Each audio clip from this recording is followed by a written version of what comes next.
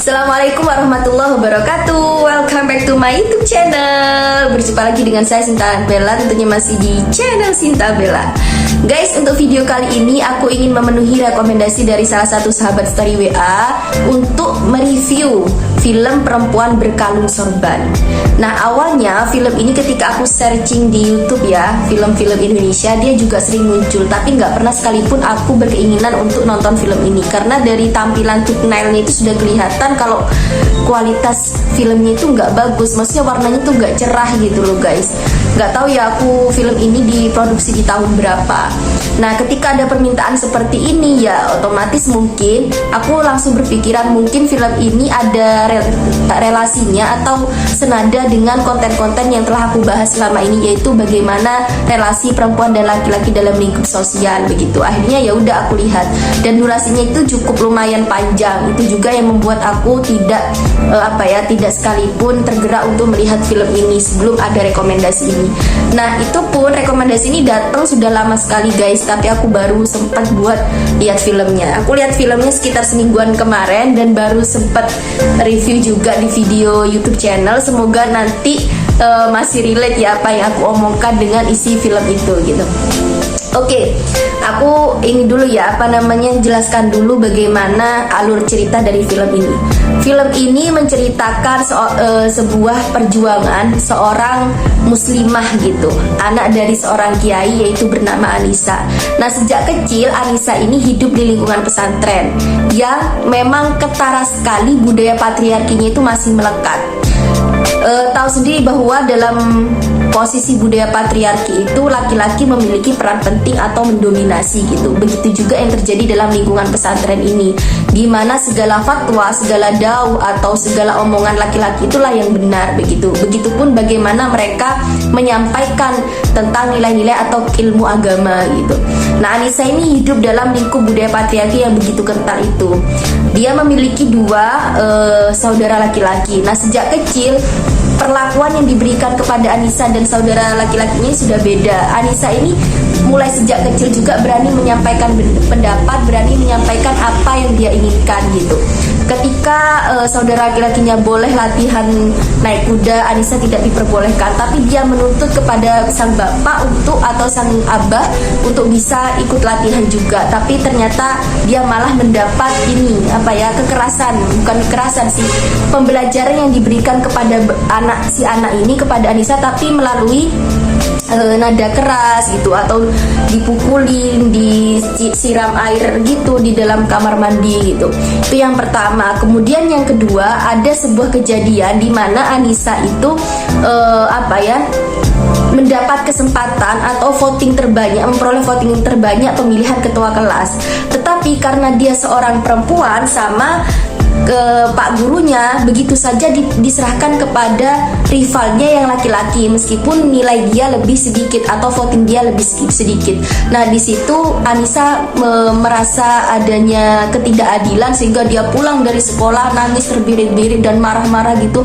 Abahnya lihat, sang kiai lihat, akhirnya sang kiai marah-marah juga ke Anissa, kamu tidak boleh bersikap begitu. Itu memang betul apa yang dilakukan oleh gurumu itu, karena memang perempuan tidak boleh memimpin dan sebagainya. Anissa tetap memberontak gitu. Itu perjalanan kehidupan Anissa sejak kecil.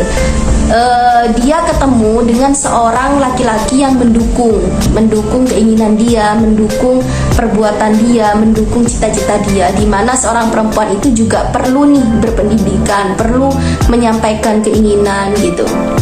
Nah, si laki-laki ini adalah paman dia. Nah, tetapi naasnya paman Anissa ini tidak bisa membersamai Anissa mulai dari kecil sampai remaja, karena saat Anissa kecil pamannya ini sudah harus berangkat ke Kairo untuk meneruskan pendidikan begitu. Sehingga di situ Anissa merasa kehilangan sosok banget nih, sosok yang terus membela dia, yang mendukung dia gitu. Nah, akhirnya beranjaklah dewasa Anissa, lulus SMA dia dijodohkan oleh seorang putra kiai. Putra kiai di mana kiai ini sangat berperan penting dalam pembangunan dan pengembangan pesantren abahnya Anissa gitu. Sehingga pernikahan ini dianggap sebagai bentuk balas budi atau dianggap sebagai ketika Anissa sudah menikah dengan anaknya, maka keluarga kiai ini akan terus membantu mengembangkan pesantren gitu. Menikahlah Anissa dengan laki-laki yang katanya itu sudah lulusan sarjana, sudah sarjana, akhlaknya bagus, alim gitu. Nah, ternyata guys, Anissa itu masuk dalam lubang pernikahan yang sangat-sangat salah. Karena kenapa? Si Gus yang katanya alim dan berpendidikan ini tiba-tiba saja menjadi seorang monster gitu.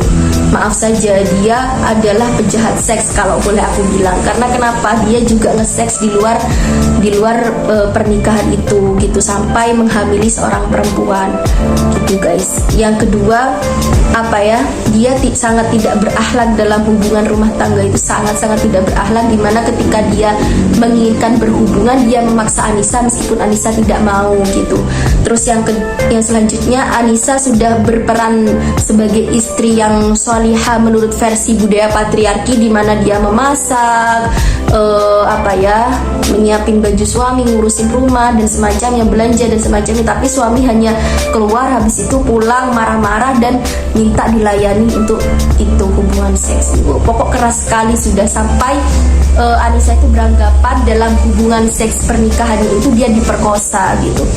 Nah, balik lagi waktu Anissa masih hidup di lingkungan pesantren, dia sering memperoleh dogma bahwa ya perempuan ini sejatinya ada di bawahnya laki-laki gitu. Jangan terlalu bermimpi besar, perempuan harus taat, tidak boleh meminta cerai gitu, karena itu dilaknat oleh Allah gitu. Hukuman yang dijelaskan oleh Islam dalam lingkup pesantrennya Anissa itu hanya dilimpahkan kepada perempuan.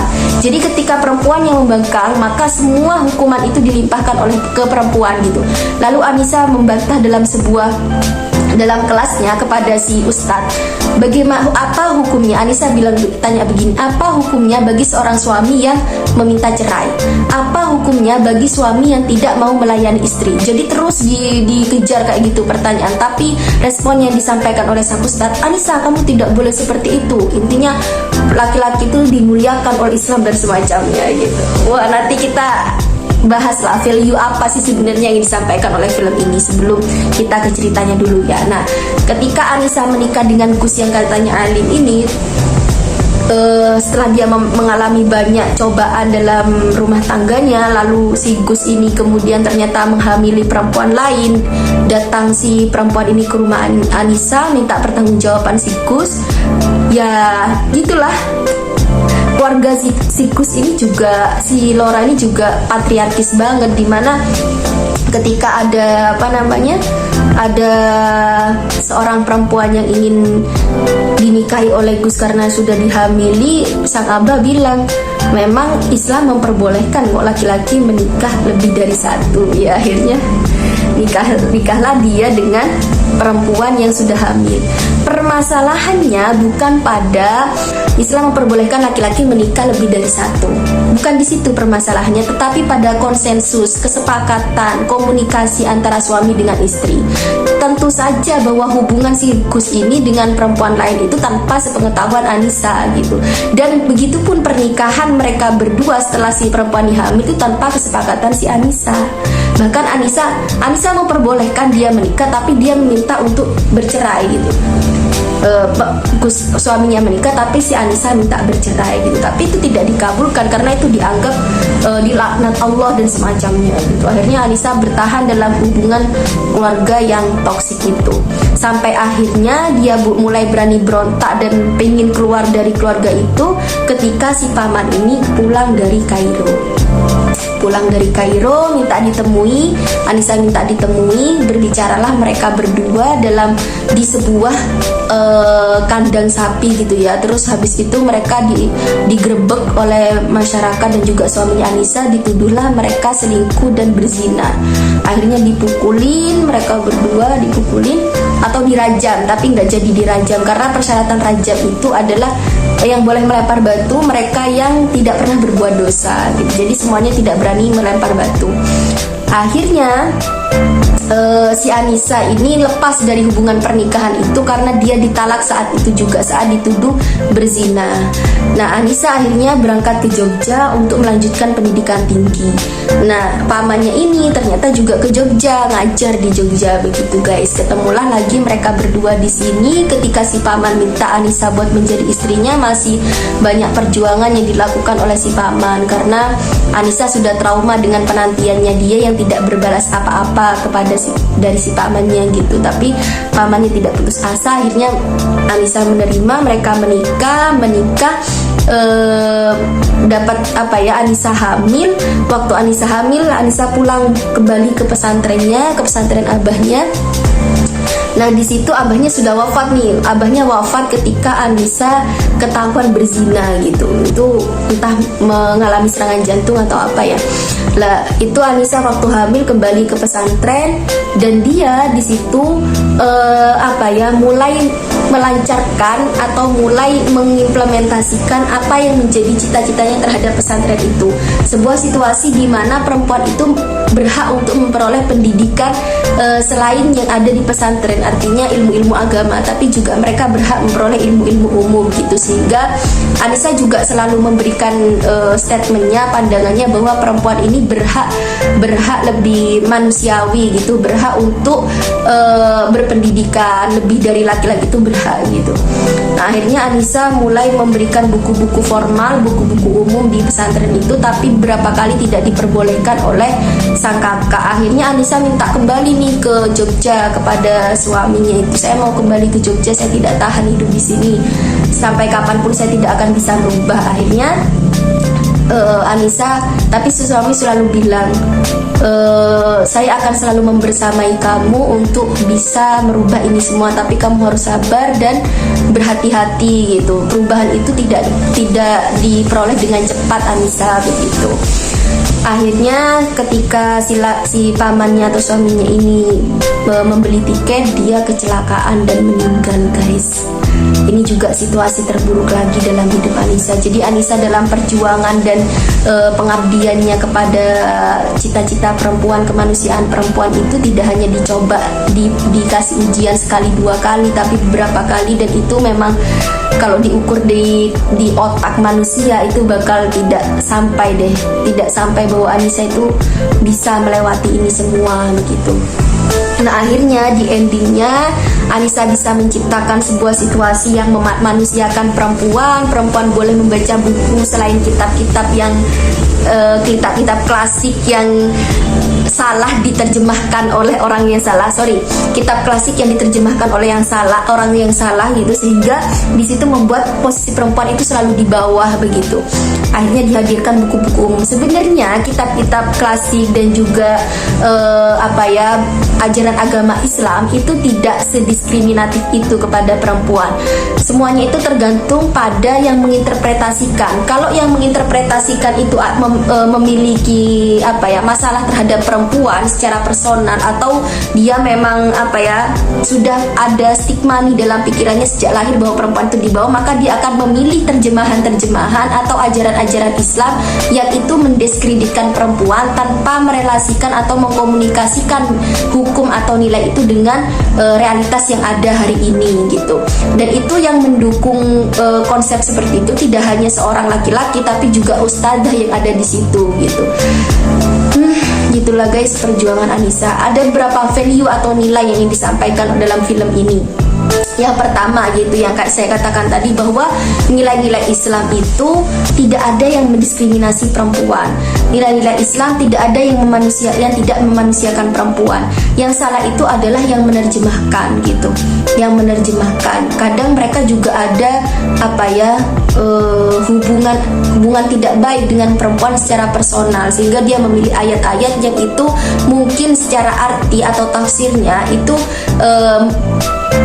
menempatkan perempuan di bawah dulu nih, tapi tidak semua ayat atau tafsir atau hukum-hukum Islam itu mendiskreditkan perempuan. Sebenarnya itu juga tidak mendiskreditkan perempuan, tapi kita baca konteks, maksudnya teks itu pasti hadir ada latar belakang konteks waktu itu gitu kan, makanya Al-Quran ada asbabun nuzulnya. Makanya tidak bisa kita telan mentah-mentah guys, itu yang pertama. Yang kedua, bahwa perjuangan itu tidak semudah membalikkan tangan. Dari Anissa kita belajar, kita harus bersabar, kita harus ikhlas, kita harus gigih, kita harus semangat dalam perjuangan untuk mewujudkan sebuah revolusi. Revolusi tidak semudah membalikkan tangan, butuh bertahun-tahun, kesabaran juga ya kan.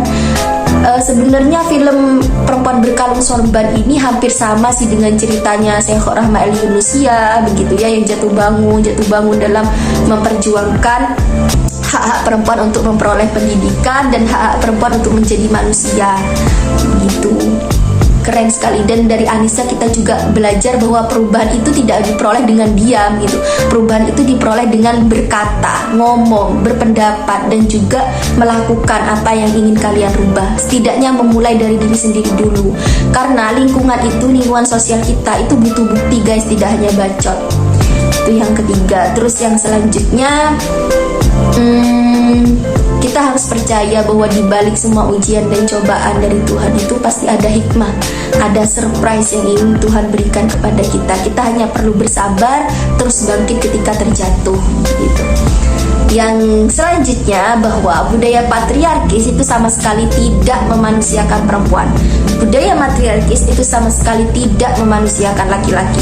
Intinya, lingkungan sosial kita, kehidupan kita ini membutuhkan relasi antara laki-laki dan perempuan guys. Makanya tidak baik sebuah kehidupan yang mendominasi, salah satunya mendominasi, ini harus seimbang. Yang selanjutnya lagi, bahwa perempuan itu adalah juga elemen penting dalam regenerasi bangsa, generasi bangsa gitu ya, untuk menciptakan atau melahirkan generasi bangsa yang berkualitas. Maka dari itu perempuan sebagai salah satu dari manusia juga berhak untuk berpendidikan. Oke guys, itu aja review yang bisa aku berikan beserta value dari film Perempuan Berkalung Sorban ini. Saya berharap teman-teman bisa nonton sendiri dan bisa komen di kolom komentar. Kalau kalian juga pernah nonton dan tidak sepakat dengan nilai yang aku sampaikan, bisa komen juga di kolom komentar. Terima kasih juga bagi yang merekomendasi film ini, memberikan pelajaran yang cukup berarti bagiku.